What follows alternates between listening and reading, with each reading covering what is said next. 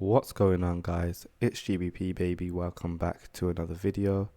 It's currently 10:45 p.m. in London. And yeah, we're gonna get straight into things. Hopefully you watched yesterday's video.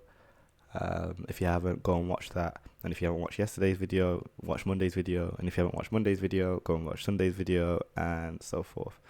But yeah, we had a down day, just as we like to see. Now, we didn't quite trade into the daily liquidity void like I anticipated. I was thinking we were going to trade into it and then turn around, but it turns out price failed to take out Tuesday's high and simply just traded lower, showing a level of weakness, which is fine, as we were expecting a reversal around this time of the week, so that's nice to see. And yeah, I do believe we're going to start seeing expansion for the rest of the week, to start to try to deliver to some kind of sell side target.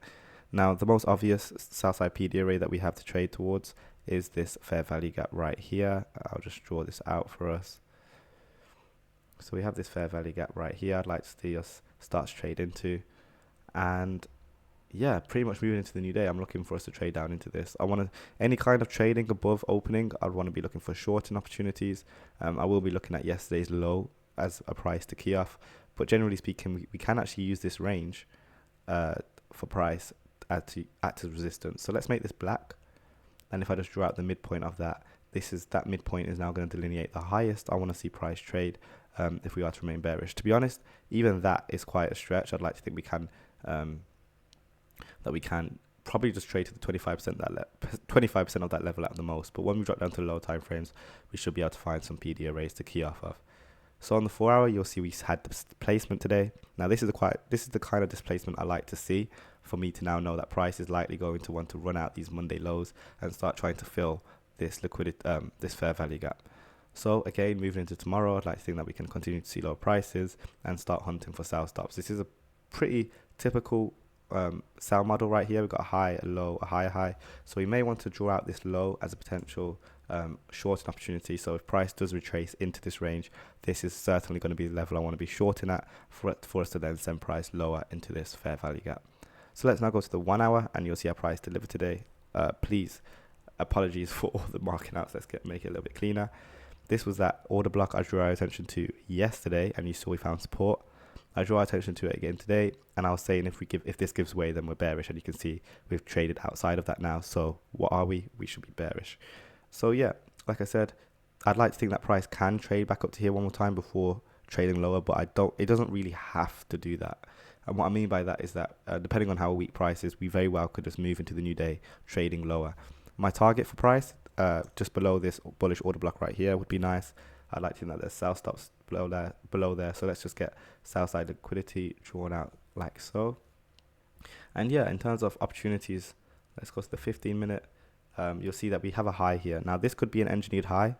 If that's an engineered high, then it will be classic, very classic for price to trade higher, run out the stops above it, and then target that sell side liquidity target I just drew our attention to. So it should be a pretty easy going day tomorrow. When I say easy, I mean like, basic in terms of delivery. We do have high impact news, I believe, tomorrow, and there is an imbalance right here. Let's drag that out. And this is the reason I do believe price doesn't have to come up to this yellow level. So let me just get technical with you guys. So there's an imbalance here, and we've now traded and closed below it on the downside. And you can see how we're consolidating at that level now.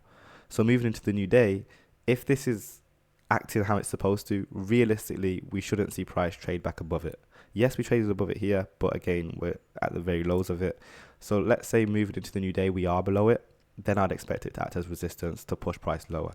If we're like above it in the new day, then I'd still be watching this level to see how we treat it. But preferably, I'd like to think that this can provide enough resistance to send price lower. If that's the case, any opportunity above the midnight, so wherever we open at midnight, any opportunity when price trades above it, I'll be hunting for shorts on dollar with longs on the pairs, expecting lower prices and this sell side target down here. So I hope that all makes sense, guys. Should be a pretty decent day tomorrow. Nothing too complicated, but remember, price can trade up to this yellow level, but preferably we do start the day either below it or at it. So yeah, that's just something to take note of. Hope that will make sense. Let's now go to pound. We'll start on the daily, and I have a lot of levels on here. Again, if you haven't watched yesterday's video, go and watch it, because I will not be explaining everything. But if we're expecting lower dollar, that obviously means we should be expecting higher pound. So what kind of higher targets do we see on pound? Well, first of all, if you remember at the beginning of the week, I drew attention to this weekly range. I'll show you what range it is real quick. This high and this low.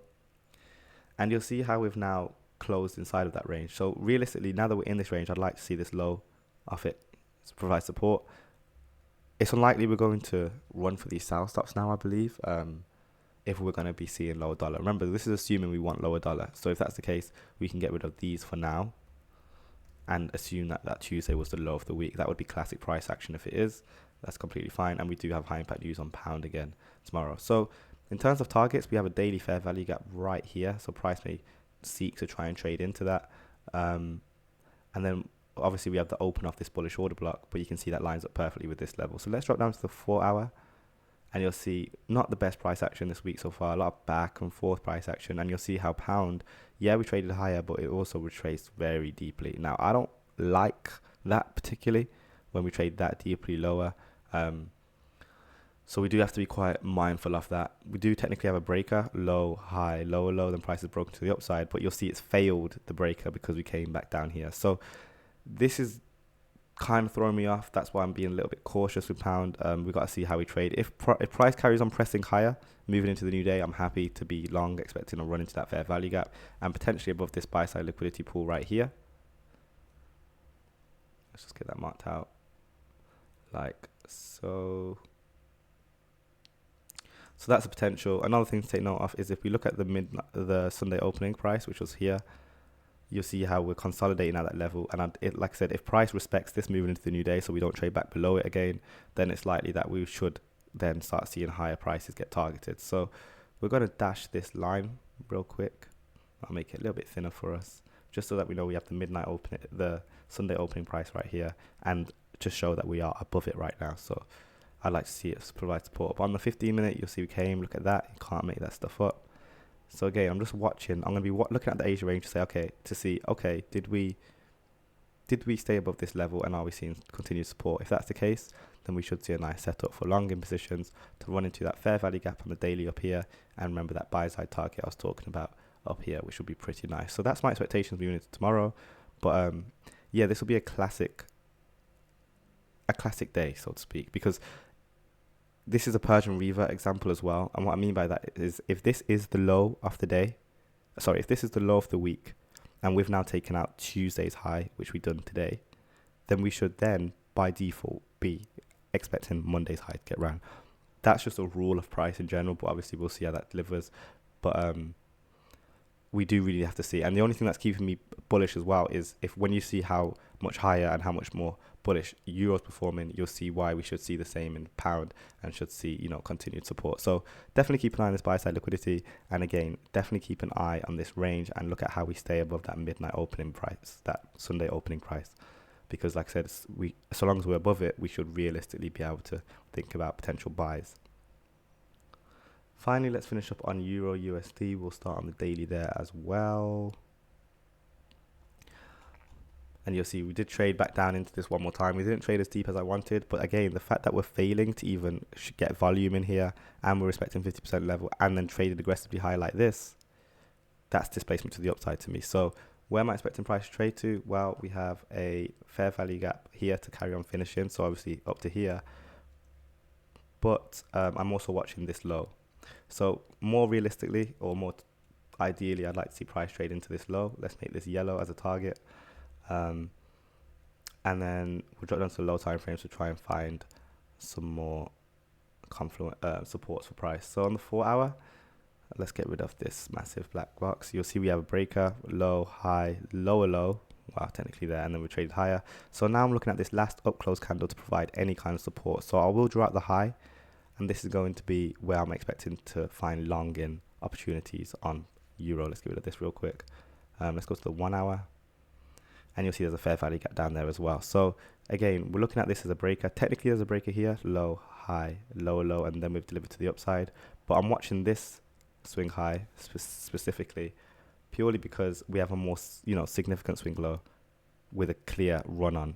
We've got a low, high, lower low, and then since then price has traded higher. So that's why I'm watching this up close candle, this level right here, to potentially provide support. If that's the case, again, we should see an easy run into this swing high and start running up to these this consolidation up here. I'd like to think we could trade into. But yeah, again, same thing. As soon as price drops below that midnight open, we should be looking for potential long-in opportunities. We have a fair value gap down here on the 1 hour. Let's look on the 15-minute. We have this low, similar to dollar with its high. Remember, I was saying on dollar, price doesn't have to take out its high, and I'll just show you what I mean. In fact, to make it more clear, let's just add it to the chart. So price on dollar, we want to see trade lower. So price doesn't have to take out this high on dollar before trading lower. It can just trade low, and that's fine. Same on euro. Price doesn't have to take out this low then trade higher. It could simply just trade higher. So it's just a matter of letting the Asian range trade, seeing where we are. If we're at a high premium and, you know, this low seems a bit like a far-fetch, then we should simply just probably, you know, use Asia range highs or premium to be planning out a trade execution for longs to, you know, into our targets. However, you know, if we're still consolidating in this range, price very well could dip down here, do a Judas swing, and then trade higher. So that's something I can't predict, guys, or, you know, be too accurate about, but that's what I'm going to be looking out for moving into the Thursday trading day. But I'd like to think this is engineered liquidity, but at the same time, price doesn't need to come down there. But ideally it does, because that will make a nice setup, to be honest. But we can only wait and see. So yeah, that's going to be everything, guys. I hope that all makes sense. Don't forget to drop a comment. I do still have some comments to reply to. I'll make sure to get back to those now. But yeah, join the Discord, follow me on Instagram, smash like, smash subscribe, and I'll catch you in the next one. Peace.